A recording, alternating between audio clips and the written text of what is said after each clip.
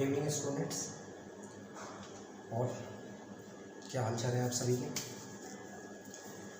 Chemical kinetics chapter में जो starting में हमने पढ़ाया था वो सभी आप सभी ने नोट्स उनको लेकर अपने प्रिपेयर कर लिए होंगे उन सभी टॉपिक्स को लेकर। और आज हम जो डिस्कस करेंगे उसमें हम enthalpy change during a chemical reaction and activation energy and Arrhenius equation, ठीक है। ये 3 टॉपिक्स कवर करेंगे आज की वीडियो में और मे बी पॉसिबल कि आज ये चैप्टर आपका कंप्लीट हो जाएगा। आफ्टर दैट हम कुछ न्यूमेरिकल्स प्रॉब्लम भी स्टडी करेंगे। तो कम कोशिश है कि आज इस वीडियो में हम चैप्टर से रिलेटेड जितने भी कंटेंट्स हैं उन सभी को फिनिश कर दें, ठीक है। आपकी कोई प्रॉब्लम हो, साउंड से रिलेटेड प्रॉब्लम, मुझे पता है कि साउंड से रिलेटेड प्रॉब्लम है बच्चों को, लेकिन बेटा उसको लेकर हम वर्क कर रहे हैं। उम्मीद है कि इसको जल्दी रिजॉल्व कर लेंगे, ठीक है। अच्छा, आज हम जो स्टार्ट करते हैं वो केमिकल काइनेटिक्स में कल का जो पढ़ाया था हमने effect of the temperature on the rate of reactions, ये सभी को क्लियर होगा, ठीक है। जो भी मैंने यहाँ से पढ़ाया था this is sufficient for notes, ये आपका सफिशिएंट है नोट्स प्रिपेयर करने के लिए। इसके अलावा आपको कुछ भी ऐड करने की ज़रूरत नहीं है, ठीक है। इसी से रिलेटेड क्वेश्चंस पूछे जाते हैं। नाउ आज हम जो स्टार्ट कर रहे हैं वो आपका स्टार्ट कर रहे हैं एंथैल्पी चेंज, ठीक है। Enthalpy change during the chemical reaction, enthalpy change during a chemical reaction, ठीक है, ओके।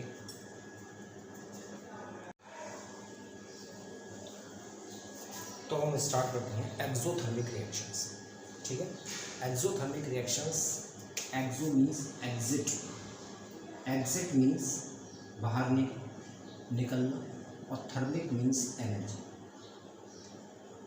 तो जिन केमिकल रिएक्शंस में एनर्जी एक्सेल आउट होती है या एग्जिट आउट होती है, बाहर निकलती है या कह सकते हैं इवॉल्व आउट होती है, वो आपकी एक्सोथर्मिक रिएक्शंस कहलाती है, ठीक है। अब एक्सोथर्मिक रिएक्शंस होने के लिए एक चीज़ आप याद रखिएगा, energy of product, energy of reactant will be greater than energy of product. Reactants की एनर्जी प्रोडक्ट एनर्जी से ज़्यादा होती है। तो सबसे पहले तो एक्सोथर्मिक रिएक्शंस की डेफिनेशन क्या होगी। एक्सोथर्मिक रिएक्शंस में the chemical reaction in which heat energy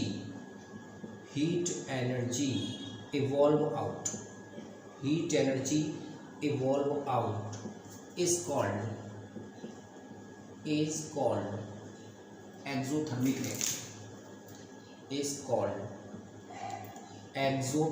reaction, तो एक्सोथर्मिक रिएक्शंस आपकी होती हैं जिन केमिकल रिएक्शंस में हीट एनर्जी इवॉल्व आउट होती है, फर्स्ट पॉइंट, ठीक है।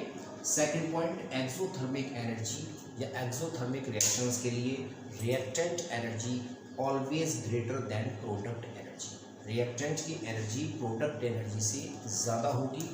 थर्ड पॉइंट, जब हम enthalpy change it means delta H it is the enthalpy change. जो एंथैल्पी चेंज होगा वो हमेशा नेगेटिव होगा। क्यों नेगेटिव होगा? क्योंकि एंथैल्पी चेंज होता है the energy of product minus energy of reactant, और प्रोडक्ट की एनर्जी रिएक्टेंट एनर्जी से कम है। इट मीन्स डेल्टा एच की जो वैल्यू आएगी वो नेगेटिव वैल्यू आएगी। नेगेटिव वैल्यू क्यों आएगी? Because energy of reactant is always greater then energy of product. जो रिएक्टेंट की एनर्जी है वो प्रोडक्ट एनर्जी से ज़्यादा है, तो that is delta H enthalpy change होगा वो आपका नेगेटिव होगा, ठीक है। तो एक्सोथर्मिक रिएक्शंस में first the chemical reactions in which heat energy evolve out, जिसमें हीट एनर्जी इवॉल्व आउट होती है उसे हम कहते हैं exothermic reactions. Second, reactant energy is always greater than product energy, reactant energy product energy से हमेशा ज़्यादा होगी। एंड थर्ड पॉइंट, जो एंथैल्पी चेंज होगा it means delta H is equal to किसके इक्वल होता है? Energy of product minus energy of reactant. तो इट मीन्स डेल्टा एच की जो वैल्यू आएगी वो हमेशा नेगेटिव वैल्यू आएगी, कैसी वैल्यू आएगी, नेगेटिव। ये आपका सिंपल सा एक कॉन्सेप्ट है किसका, एक्सोथर्मिक रिएक्शंस का, जो आपको क्लियर हो गया होगा। ठीक है, नेक्स्ट हमारा आता है endothermic reaction. Next one is endothermic reaction.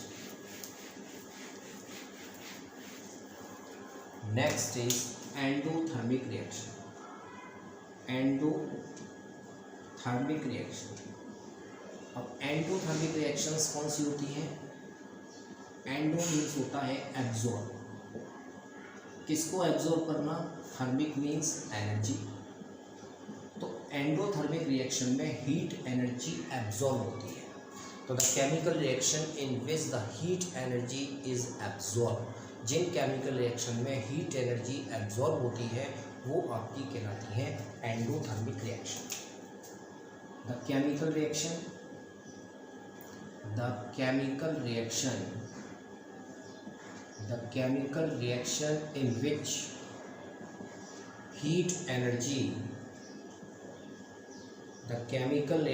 in which heat energy is absorbed is called endothermic reaction is called endothermic reaction. RX का जो साइन है वो रिएक्शंस के लिए है। तो the chemical reaction in which heat energy is absorb is called endothermic reaction, such as A and B। Such as एक example ले लेते हैं, A and B two reacting species हैं और ये प्रोडक्ट फॉर्म कर रहे हैं C। तो यहाँ पर हीट एनर्जी एब्जॉर्ब हो रही है। जब हीट एनर्जी एब्जॉर्ब हो रही है तो इट मीन्स यहाँ पर नेगेटिव साइन आएगा, और नेगेटिव साइन किसके लिए आएगा, एनर्जी के लिए। क्यों, क्योंकि एनर्जी को जब एब्जॉर्ब करते हैं तो नेगेटिव साइन, और जब रिलीज करते हैं तो पॉजिटिव साइन से रिप्रेजेंट करते हैं केमिकल रिएक्शंस को। ठीक है, तो the chemical reaction in which heat energy is absorb is called endothermic reaction, A plus B to form the product C with the absorption of energy. ठीक है, second point, we know that ये आपको पहले भी मैंने बताया था कि रिएक्टेंट की जो एनर्जी होती है वो हमेशा प्रोडक्ट एनर्जी से कैसी होगी, ज़्यादा होगी। एनर्जी ऑफ प्रोडक्ट एनर्जी से ज़्यादा होगी। अब एनर्जी इसमें एब्जॉर्ब हो रही है, जब एनर्जी एब्जॉर्ब हो रही है तो इट मीन्स जो एंथैल्पी चेंज आएगा that is enthalpy change, delta H क्या होता है, energy of product minus energy of reactant. तो अब एनर्जी किसकी ज़्यादा होगी, प्रोडक्ट की। क्यों, क्योंकि हीट एनर्जी एब्जॉर्ब हो रही है। जब हीट एनर्जी एब्जॉर्ब हो रही है तब उस कंडीशन में प्रोडक्ट एनर्जी ज़्यादा होती है, रिएक्टेंट एनर्जी कम होती है। क्योंकि अगर रिएक्टेंट की एनर्जी ज़्यादा होती तो फिर रिएक्शन को प्रोसीड कराने के लिए हमें एनर्जी की रिक्वायरमेंट ही नहीं होती। ठीक है ना, तो इट मीन्स प्रोडक्ट एनर्जी जो है वो आपकी मोर देन रिएक्टेंट एनर्जी। यहाँ पर आपका क्या होगा, जो प्रोडक्ट एनर्जी होगी वो रिएक्टेंट एनर्जी से कैसी होगी, ज़्यादा होगी। और जब ज़्यादा होगी दैट इज जो आपका डेल्टा H आएगा वो पॉजिटिव आएगा, delta H will be positive. Delta H क्या है यहाँ पर, where delta H is enthalpy change. Delta H जो है वो आपका एंथैल्पी चेंज। ठीक है, delta H is enthalpy change. तो इसको याद रखिएगा, endothermic reaction.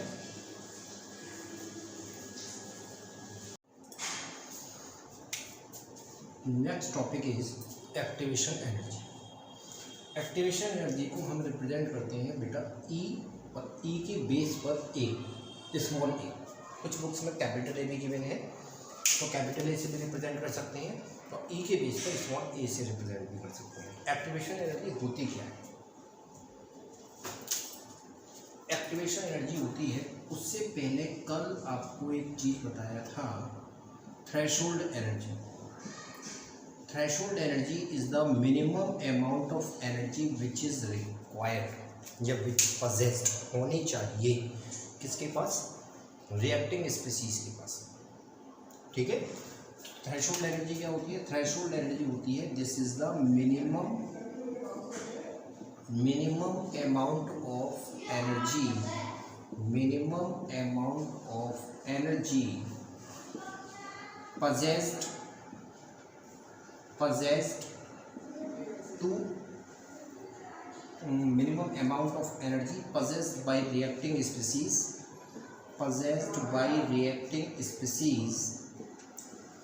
to form product. तो that energy is known as the threshold energy, उस एनर्जी को हम कहते हैं threshold energy.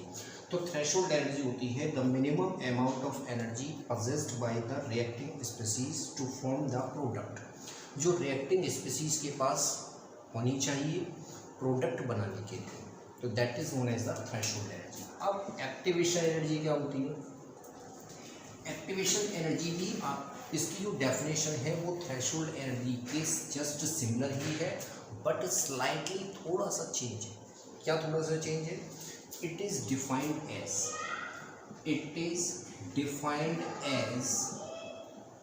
Axis energy. Excess का मतलब ज़्यादा, इट मीन्स मोर कह सकते हैं,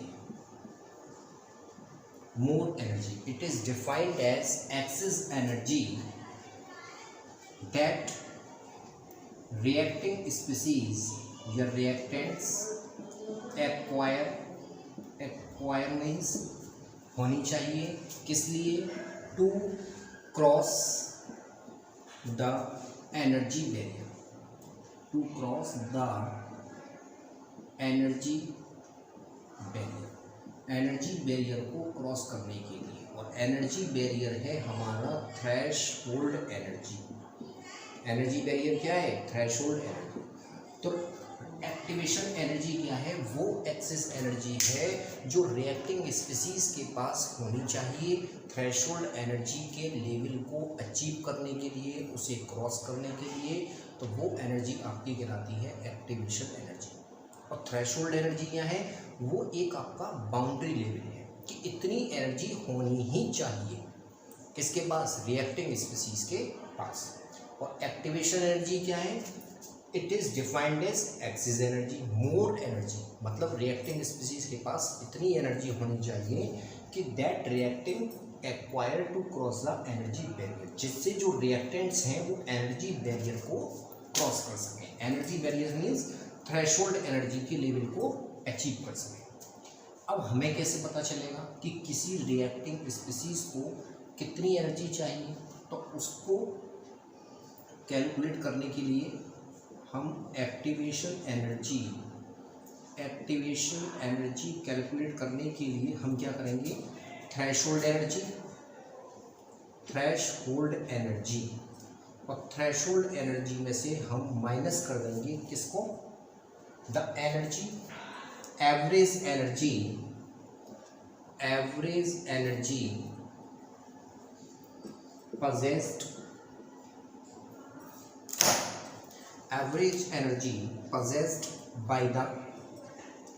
possessed by the reactants। अब इसको ध्यान से समझ लीजिए कि एक्टिवेशन एनर्जी को हम किस फॉर्म में डिफाइन करेंगे। एक्टिवेशन एनर्जी होती है वो एनर्जी जो रिएक्टिंग स्पीसीज के पास होनी ही चाहिए थ्रेशोल्ड एनर्जी लेवल को अचीव करने के लिए।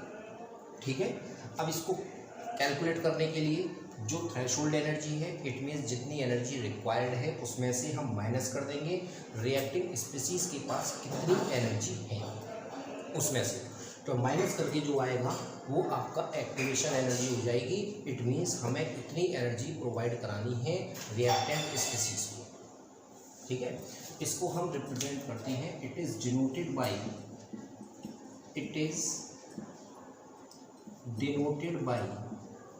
ई। इसको ई ए से रिप्रेजेंट करते हैं। E A is the symbol of activation energy. ये जो है वो एक्टिवेशन एनर्जी का सिंबल है। अब इसको हम एक ग्राफ के थ्रू रिप्रेजेंट करते हैं। तो थ्रेशोल्ड एनर्जी और एक्टिवेशन एनर्जी की जो डेफिनेशंस हैं वो आपकी जस्ट सिमिलर हैं। ज़्यादा डिफरेंस नहीं है दोनों की एनर्जी, दोनों की डेफिनेशंस में, बट थोड़ा सा आपको समझना है। थ्रेशोल्ड एनर्जी क्या है? एक एनर्जी बैरियर है जो रिएक्टिंग स्पीसीज को चाहिए ही चाहिए, किस में कन्वर्ट होने के लिए? प्रोडक्ट में कन्वर्ट होने के लिए। अब वहाँ तक अचीव होने के लिए रिएक्टिंग स्पीसीज को कितनी एनर्जी चाहिए? वो कहलाती है आपकी एक्टिवेशन एनर्जी। ठीक है, अब इसके लिए ग्राफ देखते हैं। When we plot a graph between energy and course of reaction. Course of reaction means reaction किस मेथड से हो रही है, प्रोसीड हो रही है, course of reactions. This is the dotted line से जो हमने रिप्रेजेंट करा है, दिस इज एनर्जी बैरियर। ये आपका एनर्जी बैरियर है जिसको हम TH मतलब थ्रेशोल्ड एनर्जी कहते हैं। This is the reactant, this is the reactants, and reactants किस में कन्वर्ट हो रहे हैं? प्रोडक्ट्स में। ठीक है, अभी बेटा इतना प्राप्त नहीं। Now we plot a graph between the energy and course of reactions. अब हम एनर्जी और कोर्स ऑफ रिएक्शंस के बीच ग्राफ प्लॉट करते हैं। ये आपका एनर्जी बैरियर है जो रिएक्टिंग स्पीसीज को अचीव करना ही होगा, किसमें कन्वर्ट होने के लिए? जिससे रिएक्टेंट से प्रोडक्ट का फॉर्मेशन हो सके। तो जब रिएक्टेंट्स इस कर्व को अचीव कर ले, एनर्जी बैरियर को अचीव कर लेंगे, then they will convert into the product. किसमें कन्वर्ट हो जाएंगे? प्रोडक्ट। इट मीन्स रिएक्टेंट से प्रोडक्ट का फॉर्मेशन तभी होगा when the reacting species achieve the energy barrier. जब रिएक्टिंग स्पीसीज इस एनर्जी बैरियर को क्रॉस कर लेंगे। ठीक है, अब यहाँ पर अगर हम डॉटेड लाइन से इसको फॉरवर्ड डायरेक्शन में अगर बढ़ाएं और इसको डॉटेड लाइन से रिप्रेजेंट करें, तो ये जो डिफरेंस आ रहा है ना रिएक्टेंट और प्रोडक्ट्स में, ये जो डिफरेंस आ रहा है इसी को हम कहते हैं enthalpy change, delta H. Delta H क्या है? This is the enthalpy change, enthalpy change. ठीक है, और एक्टिवेशन एनर्जी कितनी हो गई है? एक्टिवेशन एनर्जी आपकी ये अमाउंट जो हो गया एनर्जी का, इसको हम कहेंगे एक्टिवेशन एनर्जी ई। ये आपका एक्टिवेशन एनर्जी है जो रिएक्टिंग स्पीसीज के पास होनी ही चाहिए एनर्जी बैरियर को अचीव करने के लिए और क्रॉस करने के लिए। तो एक्टिवेशन एनर्जी कैलकुलेट करने के लिए हम क्या करेंगे? जो एनर्जी बैरियर, जो थ्रेशोल्ड एनर्जी है, उसमें से हम माइनस करेंगे किसको? कि रिएक्टेंट्स के पास कितनी एनर्जी है। सपोज करिए आपके पास 10 रुपीज़ है, ठीक है, सॉरी, आपके पास 4 रुपीज़ हैं और आपको 10 रुपीज़, कम से कम मिनिमम 10 रुपीज़ होने चाहिए। इसको आप थ्रेशोल्ड एनर्जी समझ लीजिए। ठीक है, और ये रिएक्टेंट एनर्जी है। This is the reactants energy. तो कितनी एनर्जी, कितने रुपीज़ की रिक्वायरमेंट है? 10 minus 4 is equal to 6 rupees की रिक्वायरमेंट है। तो आपने क्या करा? थ्रेशोल्ड एनर्जी में से रिएक्टेंट एनर्जी को माइनस कर दिया, तो ये वैल्यू जो निकल कर आई है, ये वैल्यू आपकी क्या हो गई? Activation energy E. क्लियर हो गया? तो यही इसी तरीके से यहाँ पर है, रिएक्टेंट्स के पास जो एनर्जी है, ठीक है, वो आपकी कम है, जिससे वो एनर्जी बैरियर को अचीव नहीं कर पा रहे।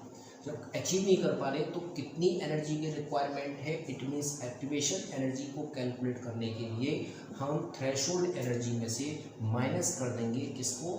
रिएक्टेंट्स एनर्जी को। रिएक्टेंट्स के पास जो एनर्जी है, तो हमारी एक्टिवेशन एनर्जी की वैल्यू ई कैलकुलेट हो जाएगा। तो ये होता है आपका बेटा एक्टिवेशन एनर्जी। ठीक है, डिनोटेड बाई ई। अब एक्टिवेशन एनर्जी का रेट ऑफ रिएक्शन से क्या कंसर्न है, इसको समझिए। इस ग्राफ को आप समझ गए होंगे। Reactants achieve the energy barrier. अगर ये रिएक्टेंट्स एनर्जी बैरियर के लेवल को अचीव नहीं कर पाएंगे, तो इट मीन्स प्रोडक्ट का फॉर्मेशन नहीं होगा, प्रोडक्ट फॉर्म नहीं होगा। तो रिएक्टेंट्स को प्रोडक्ट में कन्वर्ट होने के लिए इस एनर्जी बैरियर को अचीव करना ही होगा, और उसके लिए जो एनर्जी रिक्वायर्ड होगी वो आपकी कहलाएगी एक्टिवेशन एनर्जी। ठीक है, नाउ वी विल स्टार्ट कि what is the effect of activation energy on rate of reaction. Energy, activation energy का effect of activation energy on rate of reaction, rate of reaction पर क्या effect होगा। ठीक है, इसमें दो पॉइंट्स बनेंगे। एक तो पहली कंडीशन, जब एक्टिवेशन एनर्जी कम होगी तब क्या होगा, और जब एक्टिवेशन एनर्जी ज़्यादा होगी तब क्या होगा। ठीक है, तो when activation energy of a reaction, when activation energy of a reaction is, थोड़ा इधर से देखना स्टार्ट करते हैं। If activation energy of a reaction is low, अगर एक्टिवेशन एनर्जी कम है, इट मीन्स एक्टिवेशन एनर्जी कम है तो इसका मतलब रिएक्टिंग स्पीसीज के पास ज़्यादा एनर्जी है।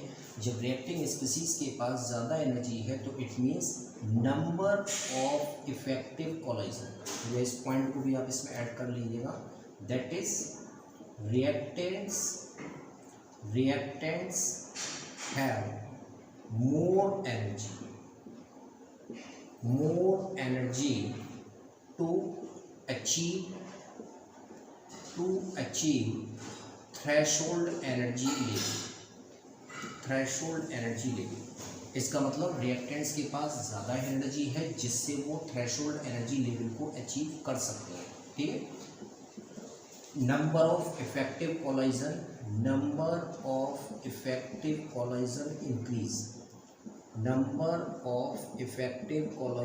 इंक्रीज, इफेक्टिव कोलाइजन किसका, इफेक्टिव कोलाइजन रिएक्टिंग स्पीसीज का, जो आपस में कोलाइड हो रहे हैं वो इफेक्टिव कोलाइजन क्या होगा, बढ़ जाएगा। Number of effective collision of reactants increase, जब इफेक्टिव कोलाइजन बढ़ेगा तो it means rate of reaction भी इंक्रीज होगा। रेट ऑफ रिएक्शन इंक्रीज, और जब रेट ऑफ रिएक्शन इंक्रीज होगा दैट इज रिएक्शन आपकी फास्ट होगी। रिएक्शन कैसी होगी, फास्ट होगी। तो इसको अब एक बार और समझ लें कि when activation energy of a reaction is low, अगर किसी रिएक्शन की एक्टिवेशन एनर्जी कम है तो इसका मतलब ये है कि उसे बाहर से एनर्जी लेने की रिक्वायरमेंट नहीं है। That is reactants have more energy to achieve the threshold energy level. Reactants के पास थ्रेशोल्ड एनर्जी लेवल को अचीव करने के लिए ज़्यादा एनर्जी है। It means number of effective collision of reactant increase, जो इफेक्टिव कोलाइजन नंबर्स हैं वो बढ़ेंगे। जब वो बढ़ेंगे तो रेट ऑफ रिएक्शंस भी इंक्रीज होगा। It means reaction will be fast, reaction जो है वो आपकी फास्ट होगी। अब इसका जस्ट अपोजिट, इसी का जस्ट अपोजिट है कि अगर एक्टिवेशन एनर्जी ज़्यादा है, if activation energy of a reaction is high, अगर एक्टिवेशन एनर्जी ज़्यादा है तो इट मीन्स रिएक्टेंट्स के पास ज़्यादा एनर्जी नहीं है। अगर ज़्यादा एनर्जी होती तो फिर इसका मतलब हमें उन्हें कम एनर्जी प्रोवाइड करानी होती, तो एक्टिवेशन एनर्जी कम होती। लेकिन यहाँ पर सेंटेंस क्या कह रहा है कि activation energy of a reaction is high. जब एक्टिवेशन एनर्जी ज़्यादा है तो इट मीन्स रिएक्टेंट्स के पास ज़्यादा एनर्जी नहीं है। That is reactants do not have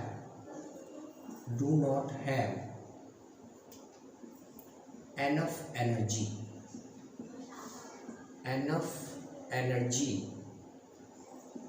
to cross energy barrier। और एनर्जी बैरियर हमारा क्या है, threshold energy, to cross the energy barrier. It means reactants के पास एनर्जी बैरियर को क्रॉस करने के लिए ज़्यादा एनर्जी नहीं है। जब ज़्यादा एनर्जी नहीं है तो it means number of effective collision of reactant decrease, number of effective collision, number of effective collision of reactants या बिटवीन रिएक्टेंट्स डिक्रीज। जो number of effective collision of reactants decrease होगा, that is rate of reaction decrease. और जब rate of reaction आपका decrease हो जाएगा तो it means reaction will be slow. जो रिएक्शन है वो आपकी स्लो हो जाएगी, रिएक्शन विल बी स्लो। जो रिएक्शन है वो आपकी स्लो रेट से होगी। तो ये एक्टिवेशन एनर्जी का इफेक्ट है किस पर, रेट ऑफ रिएक्शंस पर।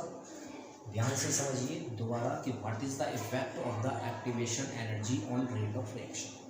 रिपीट करते हैं, if activation energy of a reaction is low, अगर एक्टिवेशन एनर्जी कम है, जब एक्टिवेशन एनर्जी कम है तो इट मीन्स रिएक्टेंट्स के पास सफिशिएंट एनर्जी प्रेजेंट है जिससे वो एनर्जी बैरियर को क्रॉस कर सकते हैं।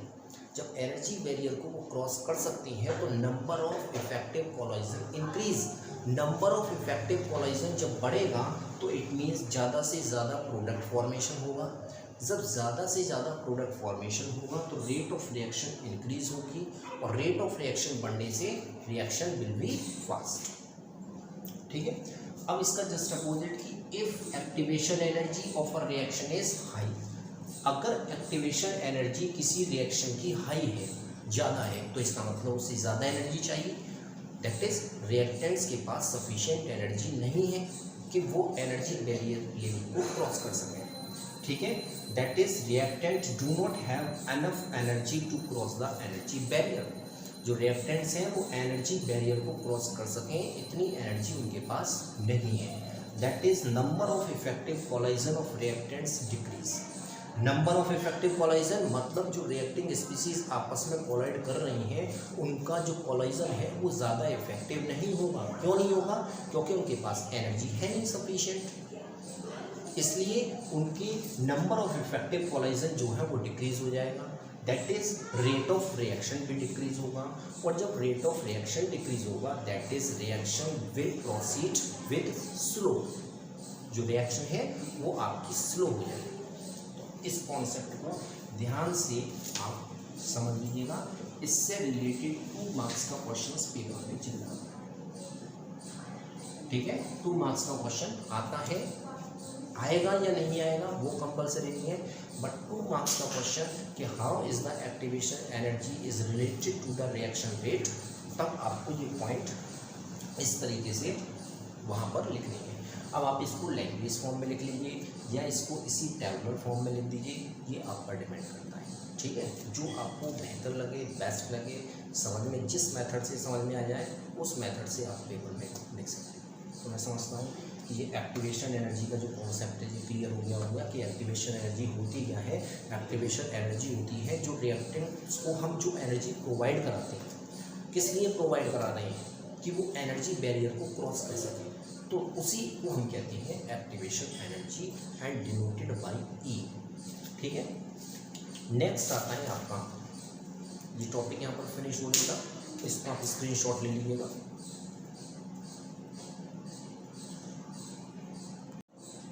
Now next topic is Arrhenius equation.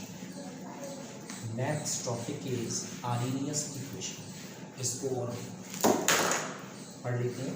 ठीक है, उसके बाद आपका एक टॉपिक और बचेगा जिसमें आप एक डेरिवेशन से आर्हेनियस इक्वेशन से रिलेटेड, उसको हम नेक्स्ट लेक्चर में कवर करेंगे और उससे रिलेटेड न्यूमेरिकल्स भी। ठीक है, तो last topic is Arrhenius equation. Arrhenius equation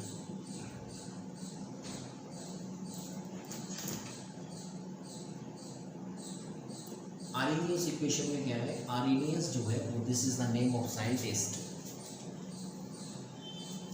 and full name is Svante S-V-A-N-T, Svante Arrhenius। Svante भी कहते हैं। ठीक है, Arrhenius derived a relation derived a relation between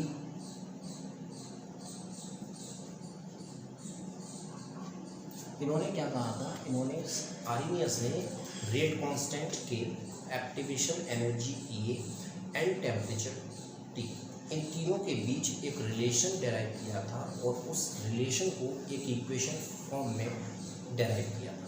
तो उस इक्वेशंस को हम कहते हैं आर्नियस इक्वेशंस। इक्वेशन क्या है, पहले तो आप ये यहाँ पर आपको स्टार्टिंग में लिखना होगा कि that scientist Arrhenius derive a relation between activation energy E, rate constant K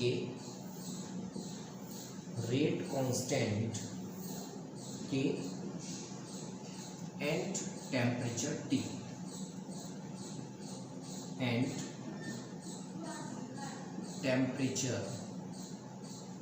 T तो आर्नियस ने जो रिलेशन डेराइव किया वो activation energy E, rate constant K and temperature T के बीच एक रिलेशन डेराइव किया जिसको हम कहते हैं Arrhenius equation, known as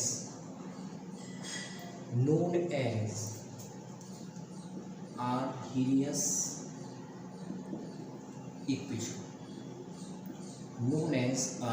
equation. तो Arrhenius derive a relationship between activation energy, rate constant K and temperature T, known as Arrhenius equation. Equation क्या थी, इक्वेशन थी आपकी K इजकल टू, इसका कोई डेरिवेशन नहीं है बेटा, डायरेक्ट आपको कॉन्सेप्ट दे रखा है AE minus EA over RT। ये जो पावर फॉर्म में आ रहा है माइनस EA अपॉन RT जो है ये पावर फॉर्म में है, where K is rate constant,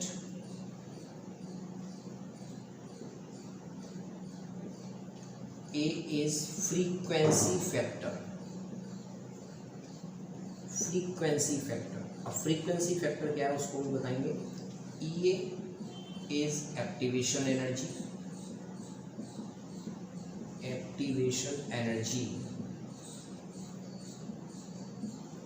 R is gas constant,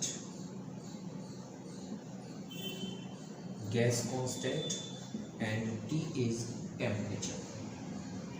T is the temperature। तो ये रिलेशन है K is equal to AE minus EA over upon RT, ठीक है।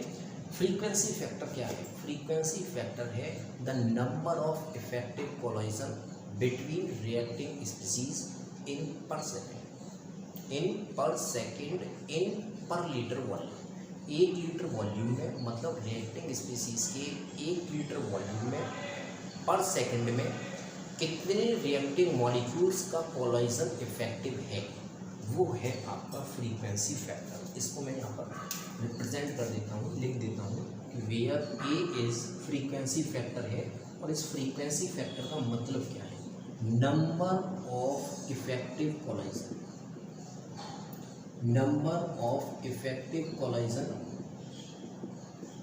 इन per second in 1 litre volume of reactant. हमने reacting species का जो volume लिया है वो 1 लीटर वॉल्यूम लिया है, और उसमें 1 सेकेंड के अंदर कितने इफेक्टिव कोलिजन हो रहे हैं, मतलब रिएक्टिंग स्पीसीज जो आपस में कोलाइड कर रही हैं उनके कितने परसेंटेज ऑफ कोलिजन इफेक्टिव हैं, वो आपका फ्रीक्वेंसी फैक्टर है E। तो Arrhenius derive a relation between activation energy E, rate constant K and temperature T, that is known as the Arrhenius equation, जिसको हम कहते हैं Arrhenius equation। Equation is the K is equal to AE minus EA upon RT, where K is that, A is frequency factor, EA is activation energy, R is gas constant and T is temperature। और frequency का मतलब आप जानते हैं, आपने physics में पढ़ा होगा फ्रीक्वेंसी क्या होती है। फ्रीक्वेंसी होती है द नंबर ऑफ किसके नंबर्स, वाइब्रेशन इन पर सेकंड। 1 सेकंड में कितने, क्या कहते हैं उसको, पीरियोडिक रोटेशन इन 1 सेकंड, तो वो फ्रीक्वेंसी मिलाती है, ठीक है। तो इसी तरीके से यहाँ पर फ्रीक्वेंसी क्या है, the number of effective collision in per second in 1 litre volume of reactants. Reactant species के 1 लीटर वॉल्यूम में 1 सेकेंड के अंदर कितने इफेक्टिव कोलाइजन हो रहे हैं, वो आपका फ्रीक्वेंसी फैक्टर है। ठीक है, अब इसको हम लॉग की फॉर्म में कन्वर्ट करेंगे। इस फॉर्मूले को हम लॉग फॉर्म में कन्वर्ट करेंगे। ठीक है,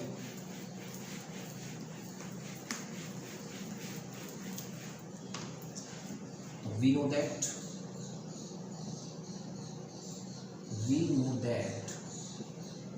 K is equal to AE minus EA upon RT। ठीक है, apply log E on both side. दोनों साइड में हम log E अप्लाई करेंगे, तो it means log E K is equal to minus E। अब जब हम log अप्लाई करेंगे तो ये पावर फ्रंट में आ जाएगी, it means EA upon RT। ठीक है, मैथ्स वाले स्टूडेंट्स को जानते हैं जब पावर log लेते हैं तो जो पावर होती है वो पावर आपकी फ्रंट में आ जाती है। It means minus EA upon RT plus log EA। ठीक है, नाउ अब क्या करेंगे, इसको नॉर्मल लॉग वैल्यू में कन्वर्ट करेंगे, मतलब log 10 की फॉर्म में। और जब log 10 की फॉर्म में कन्वर्ट करेंगे तो एक कांस्टेंट डिजिट 2.303 का क्या करते हैं, मल्टीप्लाई करते हैं। 2.303 का क्या करेंगे, इसमें मल्टीप्लाई करेंगे। तो it means log 10K is equal to minus EA upon RT plus 2.303 log 10A। भाई इसको log 10 में कन्वर्ट किया। ठीक है, तो यहाँ पर भी मल्टीप्लाई करेंगे, सॉरी मल्टीप्लाई बाई 2.303। इसमें भी 2.303 का मल्टीप्लाई करेंगे और इसमें भी 2.303 का मल्टीप्लाई करेंगे। अब क्या करेंगे, now divide by 2.303 on both side. दोनों तरफ 2.303 से डिवाइड कर दें, तो 2.303 log 10K is equal to, bio वाले स्टूडेंट्स के लिए कंप्लीटली पूरा डेराइव करके बताना पड़ रहा है, नहीं तो डायरेक्टली हम यहाँ पर 2.303 लिख सकते थे और यहाँ से इनको रिमूव कर सकते थे, कैंसिल आउट हो जाएंगे। Minus EA upon 2.303 RT plus 2.303 log 10A upon 2.303। यहाँ भी डिवाइड किया है, सॉरी यहाँ हमने डिवाइड नहीं किया था, तो यहाँ पर भी डिवाइड करेंगे 2.303 से, तो ये कैंसिल आउट हो गए, ये आपके कैंसिल आउट हो गए। अब आपका लास्ट में फॉर्मूला हो गया, that is the log 10K is equal to minus EA upon 2.303 RT plus log 10A। ये आपका फॉर्मूला है आर्हेनियस इक्वेशंस का, किस फॉर्म में, लॉग फॉर्म में। ठीक है, इससे रिलेटेड न्यूमेरिकल्स एग्जाम में पूछे जाते हैं, इसलिए इस फॉर्मूले को आप लर्न करिएगा, याद करिएगा। ठीक है, डेरिवेशंस आपसे पूछा जाए ना पूछा जाए, बट ये फॉर्मूला आप जरूर लर्न कर लीजिएगा, इससे रिलेटेड न्यूमेरिकल्स एग्जाम में आते हैं। ठीक है, एक बार और समझ लीजिए। We know that K is equal to AE minus EA upon RT।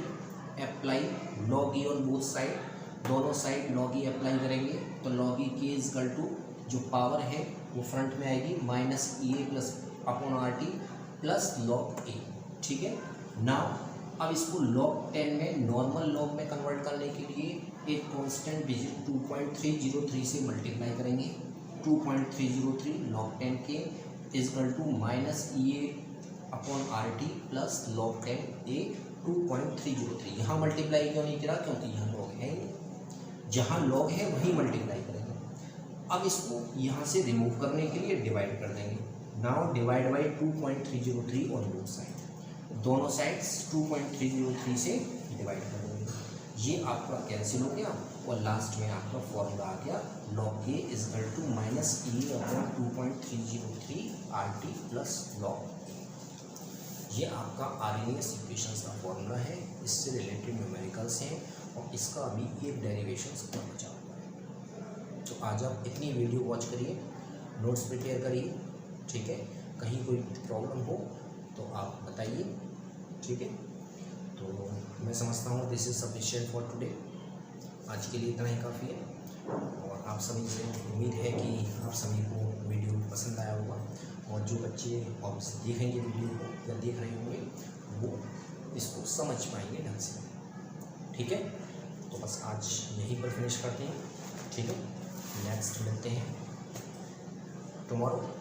And बेटा आप अपने फ्रेंड सर्कल्स में जो बच्चे कोचिंग नहीं कर पा रहे हैं, ट्यूशन्स नहीं कर पा रहे हैं, तो उनके लिए आप बताइए कि इस तरीके से यहाँ पर भी पढ़ाया जा रहा है और अच्छी तरह से पढ़ाया जा रहा है। मैं अपना 100% देने की कोशिश कर रहा हूँ, ठीक है, और दे भी रहा हूँ। तो मेरे भी आप सभी को पसंद आया होगा। So please like, share and subscribe this channel and thank you giving your precious times and happy many happy Independence Day to all.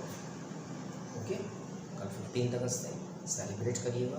शाम को मिलते हैं फिर 9 PM पर। Okay, best of luck. Okay, thank you so much.